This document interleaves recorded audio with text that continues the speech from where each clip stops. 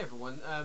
I'm not sure if many of you are aware of who Rand Paul is, but I've been watching the news stories about him on YouTube and the huge controversy that's been following him. It's very interesting, and that's what I want to talk about here. If you don't know who he is a Republican who is like the new darling of the Tea Party movement. He's just won the GOP Senate primary in Kentucky, I think it is, and he's also the son of Ron Paul, who got got quite a lot of popularity during the GOP presidential primaries a couple of years back. Just like his dad, Rand Paul is a staunch libertarian, and the controversy that has been surrounding him has been some of the comments that he's made about the Civil Rights Act. Now, it's not all of the act he has a problem with. I mean, I'll leave a link in the crotch bar to this whole sort of situation that has arisen. It's just one part of the Civil Rights Act he has a problem with, and that is Title II of the Civil Rights Act, which prohibits private business owners from discriminating against anyone based on race, religion, creed, colour, things like that. And he has the opinion that, like a lot of libertarians, that private business owners should not have a right, or should have the right to discriminate against whoever they feel they want to. So if a private business owner said that they didn't want to serve black people, they should have the right not to be able to serve black people.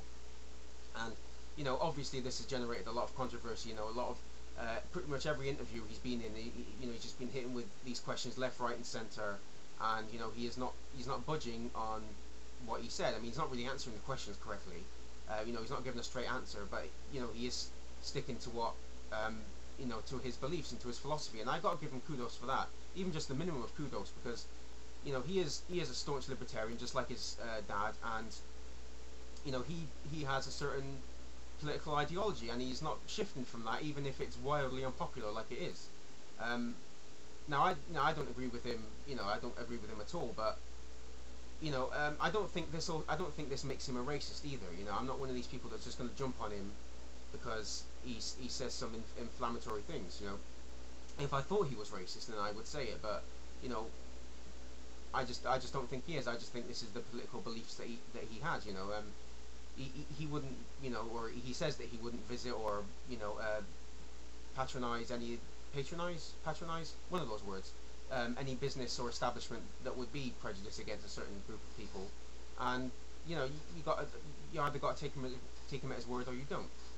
I mean, as far as the political philosophy that he has, I mean, it's all well and good, but I don't think it would really work in real life. It's kind of idealized, and these are a lot of questions that I think a lot of the voters want to be answered. Are these the kind of things that are going to influence his decisions when it comes to making policy or trying to make law? I mean, these are questions that I really think that he needs to answer his electorate on. They deserve an answer. But just getting on to this controversy, there really is no such thing as true freedom. A truly free society would descend into anarchy within days, really, and you would get a society more resemblant to Mad Max than you have now. If you run a public business, you have to abide by certain rules and certain regulations. In order to get a business license, you have to be forced to pay taxes. There is lots of regulations, building codes, health and safety codes, and codes to make sure that your products are of a sufficient quality to sell to the consumer. I mean, the government can already tell you what you can and can't sell, because there are things that are illegal and things that aren't illegal. For instance, you won't be able to open up a shop selling heroin. And the problem that he has is with who they can sell to. I mean, I'm just wondering where the line is with him. I mean, which regulations are good and which are bad? I mean, what would he abolish? Say, double-blind scientific tests for new drugs? I mean, what about food contamination laws? How much is too much? This is kind of murky waters for him, and he doesn't really give any sort of clear answers. And these are things that I think people deserve an answer for, and he should really give answers just to clear things up. So people know who they're voting for. And even now, he seems to be stepping further into doggy doo-doo by implying that Obama's criticism of BP in the wake of this huge, massive oil spill in the Gulf of Mexico, that his criticism of BP is un-American, which is just laughable, really. I mean, tell me, Mr. Paul, if you're watching this, which I obviously know that you're not. I mean, when did criticizing business become un-American?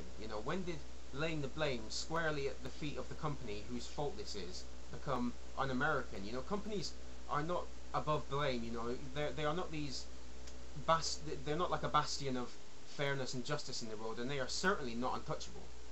I mean, this guy seems to place businesses above people. It's kind of weird. I can't imagine how someone could have that sort of mentality. And there's this great quote that I want to quote to you, and I'll leave a link in the crotch bar to this article. Just let me find it. He says this quote: "I think it's part of this sort of blame game society in the sense that it's always got to be somebody's fault instead of the fact that maybe sometimes accidents happen." Unquote. Accidents? Accidents? I mean, me dropping my phone or stubbing my toe is an accident. A company that decided not to conduct a final check of the offshore well cement lining less than 12 hours before the rig exploded is downright criminal negligence. And I'll leave a link to that in the crotch bar as well. Crotch bar, ass bar. I suppose it depends on which way you're turning. And you know why they had to do such a safety check? It's because the big bad government were forcing them to. And this is what would become the norm if there were no regulations. You would get companies cutting corners everywhere they can because it would be more cost effective, and literally, just like in the case of BP, risking other people's lives because people died because of this. Because of the text message, because of the negligence that BP has committed. I mean, I know the oil spill now is proof that these things happen even with regulation, but at least now we can hold BP accountable for the damage that they've done. If there were no regulations, we wouldn't even be able to hold them accountable, or play the blame game as Rand Paul says. At least now we can attempt to find out what the problem was and try to make sure that it never happens again. I mean, if Rand Paul was in charge, I mean, would he allow that, or would that just be too much government interference? But getting on to the Civil Rights Act for a second, I'm wondering if we would be as open now about race and things like that if it wasn't for the Civil Rights Act. I don't think so. Certainly not to the degree that we are open to things that are open. Let me start again. At least I don't think we would be to the degree that we are now open about things like race, religion, gender and sexuality, things like that. People are basically stubborn, and they are resistant to change. Which we can see now with the massive backlash against Obama's healthcare bill. And I think the law made the society more tolerant of black people sooner than would be if the laws weren't implemented. A lot of people were already, didn't think, being black, but there was nothing wrong with that, and they're not lesser people, and they do not deserve. They deserve to have the same rights as everyone else does. But some people don't. And if it's law, then the forcing part, some people just need to be dragged into the 21st century, and with these laws, I mean they had to. But I do not think, like Rand Paul thinks, that this Title II violates the First Amendment, and I'll try and explain why. The government aren't saying you can't be racist. They're saying that you just can't discriminate in your public place of business. The government is not forcing you to change your mind. You still have the right to be a racist, but you just cannot discriminate against people in your business. You can't interfere with other people's rights if it's discriminatory. You don't have the right to go and punch someone else in the face, because then you're infringing on their rights. And I'm not saying by any means that the government's perfect. They pass laws that make things illegal that I think should be legal. Like pot and things like that. But I think when it comes to the Civil Rights Act, that they did a good thing. With laws like that on the books, black people were allowed in all businesses, and we were sort of forced to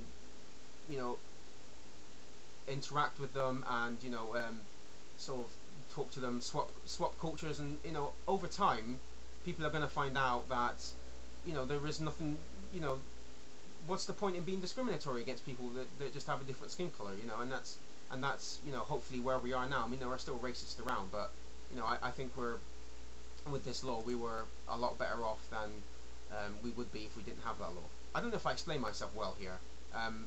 I've pretty much rambled on for, I don't however much long this video is. So I'll leave it here now, and if you got through this, you deserve a medal. I mean, honestly, you do. So anyway, I know I've stopped rambling and sign off. Okay, cheerio.